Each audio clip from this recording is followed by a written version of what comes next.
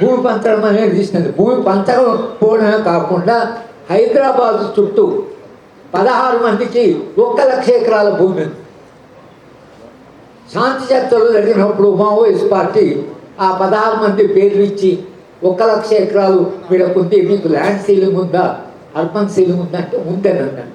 Urban ceiling ఉంటే చట్టం చేసింది మీరే కదా, ఈ 16 మందికి 1,00,000 ఎకరాల భూమి ఎట్లా వచ్చింది అనే ప్రశ్న వాళ్ళు అడిగారు. ప్రభుత్వం దగ్గర జవాబు లేదు. ఊరికి 10,000 ఎకరాలు, ఊరికి 8,000 ఎకరాలు. ఆయన నార్మల్ స్టేట్స్ అని ఆయన 10,000 ఎకరాలు. జీవికి సంఘి రామోజీరావు మీరు చూస్తే వీళ్ళందరికీ 4,000, 5,000, 10,000. అంటే మనం భూమి కొరకు పోరాడుతుంది. పేదవాడితో గుడిసె కట్టుకోవడానికి ఇక్కడ చిన్న స్థలం దొరకడం లేదు. 1,000 ఎకరాల భూమి అర్బన్ ల్యాండ్ కొందరి చేతిలో ఎలా ఉంది? ఈ ప్రశ్నలు ఏవైతున్నాయో తప్పకుండా ఇది ఇవాళ కాకుండా రేపైనా మన పార్టీకి అదో సమస్య అవుతుంది. తప్పకుండా మనం దాన్ని ఎదుర్కోవాల్సి వస్తుంది. ఇవాళ మళ్ళీ మనం భూమి గురించి రెజల్యూషన్ పాస్ చేసామంటే అది half finished agenda. Arm struggle అది ఒక సమస్యను తీసుకుంది, ఆ సమస్య పరిష్కారానికి వెతికింది, త్యాగాలు చేసింది. కానీ అది సంపూర్ణమే కాకముందర భారతదేశ చరిత్ర చాలా వేగంగా మారడం వలన, భారతదేశానికి స్వాతంత్రం రావడం వలన, స్వాతంత్రం వచ్చిందని దేశవ్యాప్తంగా చేస్తున్నప్పుడు మన దగ్గర ఆర్మ్ స్ట్రగుల్ జరుగుతున్నది. అందుకనే మనకు స్వాతంత్రము 15th ఆగస్టు రోజు రాలేదు. అది చాలా తర్వాత కాలంలో మనకు స్వాతంత్రం వచ్చింది. 1948లో మనకు స్వాతంత్రం. అందుకని తెలంగాణలో స్వాతంత్ర దినం అంటే 1945 15th ఆగస్టు కాదు, మనకు స్వాతంత్రం వచ్చింది చాలా తర్వాత.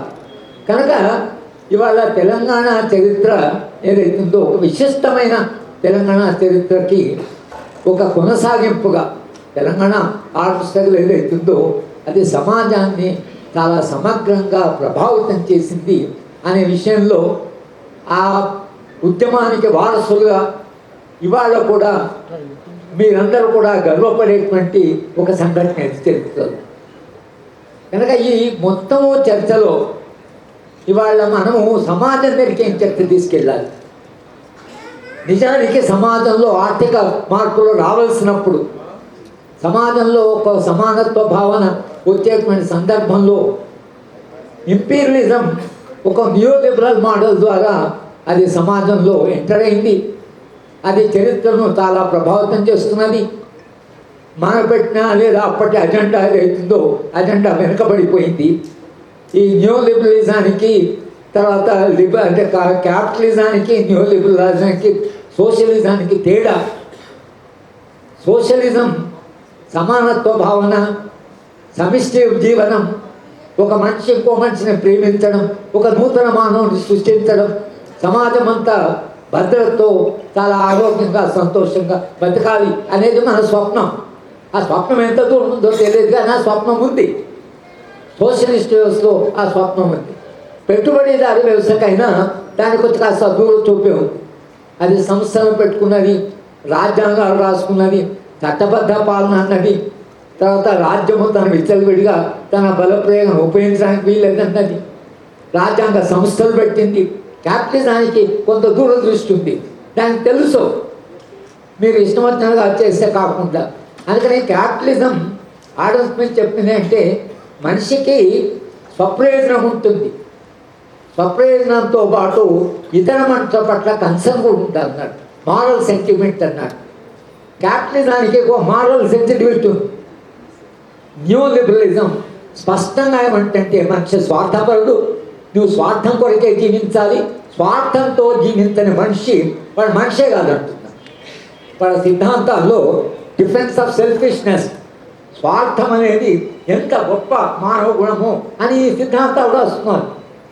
ఇక మీరు స్వార్థమే చాలా గొప్పది అని మీరు ఎప్పుడైతే ఒక సిద్ధాంతాన్ని ప్రతిపాదించి స్వార్థంగా బతకండి అంటే దాని ప్రభావం ఏదైతుందో మన దేశం కూడా దాంట్లో ప్రవేశించడం వలన అది దారి కిందికి వచ్చి ఇవాళ సమాజంలో మానవ సంబంధాల్లో కన్సర్ను, ప్రేమ, సమిష్టి జీవనము, ఇతరుల పట్ల కన్సర్ను పోయి మనుషులు స్వార్థంగా జీవించడం ఎంత పోయిందంటే అది మనుషులను చంపేదా. భార్య భర్తను తప్పుతుంది, భర్త భార్య చంపడం కూడా అదేమో వెనకట్లాగా చంపడం కాదు.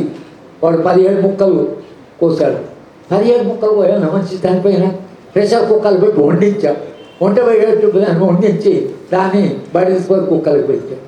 అంటే ఇదేమంటామని ఏమంటాను దీన్ని? ఇది వింటే అసలు ఒకసారి ఎంత షాక్ నేను తింటామ్మా. భార్య ఎంతగానో కొంతకాలం జీవితం చేశాడు, సరే తేడాలు వచ్చిండొచ్చు, వాడు చంపాడు. భార్య కూడా భర్తను చంపిస్తున్నారు, అది ఒకటి. కానీ పిల్లలు చంపుతున్నారు. ఇజ్రాయిల్ అయితే మనం చూస్తూనే ఉన్నాం, వాళ్ళ దగ్గర ఓపెన్ చేయని చిన్న పిల్లలు అమాయకులు. నేను నిండు జీవితాన్ని జీవించవలసిన వాడు వాళ్ళ స్కూల్ మీద వాడు బాంబులు వేస్తున్నాడు, పిల్లల మీద బాంబులు వేస్తున్నాడు. ఇది ఒక నూతన ఆర్థిక విధానం యొక్క విశ్వస్వరూపం. అది మన దేశంలో కూడా వచ్చి మన చుట్టూ కూడా ఎవరు జరుగుతున్నది. మన చుట్టూ కూడా ఇవాళ రోజు జరుగుతున్నాయి. మీరు పేపర్ ఓపెన్ చేయండి, ఏదో హత్య, ఏదో ఆత్మహత్య. మార్క్స్ ఒక మాట అన్నాడు, ఆత్మహత్య అనేది ఒక రోగగ్రస్త సమాజం యొక్క లక్షణం అన్నాడు ఆయన. మనిషి ఉన్న సమాజం నుంచి బయటకు పోవడానికి, తన జీవితం నుంచి బయటకు పోవడానికి అది మనిషిలో కారణం కాదు, సమాజంలో ఉండే కారణాలు.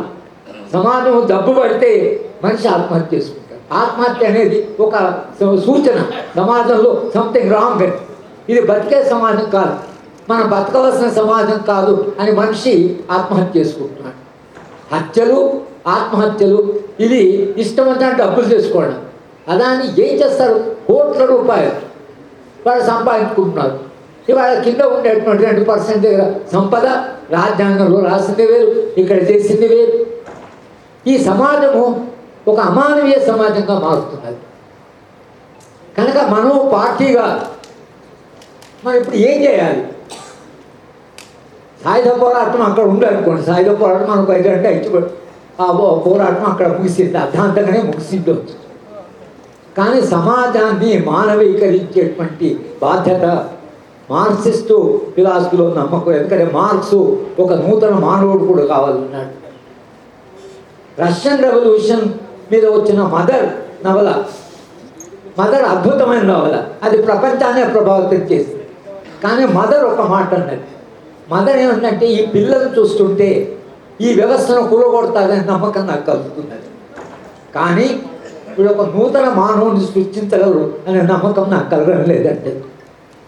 సోవియట్ ఫెయిల్యూర్ కూడా యూ హ్యావ్ డిస్మాంటిల్డ్, ఓ సిస్టమ్ మనం కూలగొట్టాం, ఓ సోషలిస్ట్ వ్యవస్థను స్థాపించాం. ఎందుకు ఫెయిల్ అయిందంటే, మీరు మదర్ దగ్గరికి వెళ్ళిపోతే మదర్ చెప్పినట్టే నూతన మానవుడి యొక్క సృష్టి ఏదైతుందో అది జరగదు. కనుక నూతన మానవుడి సృష్టి అయినా, మనిషిని మానవీయంగా మార్చడమైనా, లేదా మనిషి ఈ మొత్తం ఈ రోగగ్రస్త సమాజం బయటపడాలన్నా సోషలిస్టు భావజాలము, సోషలిస్టు ప్రపంచం, ఓ సోషలిస్టు అంటే స్వప్నం ఏదైతుందో అది మనకు అనివార్యం. ఇవాళ పార్టీగా ఏఎస్ఎఫ్ పిల్లలు మన కార్డర్స్ ఉన్నాయి, ట్రేడ్ యూనియన్స్ ఉన్నాయి. మీ ఎజెండాలో మానవీకరించబట్టి మనిషిని మనిషిగా నిలబెట్టడం ఎట్లా? అక్కడికి వచ్చేసాం మనం. మన సమాజం మనం కాదు, మనిషిని మనిషిగా నిలబెట్టడం ఎట్లా అంటే ఉన్నతమైన మానవీయ విలువలని. ఎంత త్యాగాలండి తెలంగాణ స్ట్రగుల్లో, ఎంత త్యాగాలు. భూములే ఇచ్చేసుకుంటారు, ఎగరైతే పుట్టిన పిల్లలు కనకుండా తన ఆస్తులే మొత్తం ఇచ్చేసిన భూస్వామ్య కుటుంబం నుంచి వచ్చిన వాళ్ళు అంత మానవీయంగా మారినటువంటి సందర్భంలో ఇవాళ ఏమి లేనటువంటి కూడా అమానుషంగా మారుతున్నాడు, అమానవీయంగా మారుతున్నాడు. కనుక ఇవాళ మనం సాయుధ పోరాటాన్ని సెలబ్రేట్ చేసుకుంటూ అప్పటి అనుభవాలని, అప్పటి త్యాగాలని, అప్పటి నిస్వార్థమైనటువంటి మనుషులని కూడా మనం మర్చిపోకుండా ఇవాళ సమాజంలో వాళ్ళు ఇచ్చిన ఎజెండా ప్రకారం ఆ ఎజెండా కొనసాగింపుగా ఈ సమాజాన్ని మానవీకరించడం ఎట్లా, అది కూడా మన ఎజెండాలో భాగం కావాలి. మనుషులుగా నిలబెట్టడం ఎట్లా, మన ట్రేడ్ యూనియన్స్, మన ప్రజా సంఘాలు, మన పిల్లలు నిరంతరంగా పార్టీ చర్చించవలసినట్టే ఈ సమాజం అమానుషంగా మారడానికి మూల కారణాలు ఏమిటి? ఈ మూల కారణాలు గతంలో మనుషులు చేసిన ప్రయోగాల్లో ఒక అద్భుతమైన ప్రయోగం ఏదైతే తెలంగాణ సాయుధ పోరాటం చేసిందో ఆ అద్భుతంలో నుంచి మనం స్ఫూర్తి పొందుతూ భవిష్యత్ సమాజం ఎట్లా నిర్మాణం జరగాలి అనేది ఎప్పుడైనా మనకు ఇది గుర్తు చేసుకోవడం అంటే ఆ గుర్తు అంటే జ్ఞాపకం అంటే ఏమన్నట్లు ఈ జ్ఞాపకం మనం స్ఫూర్తినిస్తే భవిష్యత్ నిర్మించడం ఎట్లా, భవిష్యత్ నిర్మాణం ఎట్లా, భారత సమాజాన్ని ఎట్లా మన ముందుకు తీసుకెళ్ళాలి అనేటువంటి ప్రశ్నలు ఇవాళ సవాళ్ళుగా మన ముందు మిగిలాయి. ఈ సవాళ్ళని ఇవాళ ఇది మనం దీన్ని మొత్తంగా ఒక పండుగలా చేసుకున్నా, ఆ జ్ఞాపకాలను మనం గుర్తు చేసుకున్నా, ఆ జ్ఞాపకాల స్ఫూర్తితో మనం చేయవలసిన పని మన ముందు బాధ్యత విపరీతంగా పెరిగింది. ఆ పెరిగిన బాధ్యతతో కొనసాగింపే తెలంగాణ ఆత్మస్థులకి మనం ఇచ్చేటువంటి ట్రిబ్యూట్, మనం ఇచ్చేటువంటి గౌరవం, మనం దాని జ్ఞాపకాన్ని ఒక అద్భుతమైన జ్ఞాపకంగా గుర్తుపెట్టుకోవాలంటే ఈ బాధ్యత, ఈ చరిత్ర బాధ్యత మనందరి మీద పడ్డది అనే విషయాన్ని సందర్భంలో చెప్తూ నాకు ఈ అవకాశం ఇచ్చి మీ అందరి చేత మాట్లాడుతున్నాను. మీ అందరికీ ధన్యవాదాలు.